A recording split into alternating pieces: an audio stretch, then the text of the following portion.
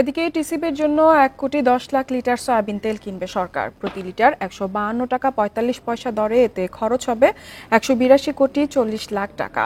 মঙ্গলবার ক্রয় সংক্রান্ত মন্ত্রিসভা কমিটির সভায় এ সংক্রান্ত প্রস্তাবের অনুমোদন দেয়া হয়।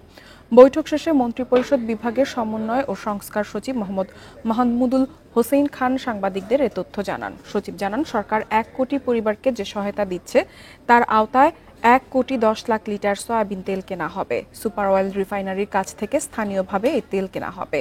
এছাড়া 10,000 টন মসুর ডাল কেনার প্রস্তাবেও অনুমোদন দেওয়া হয়। এতে ব্যয় ধরা হয় 101,94,00,000 টাকা।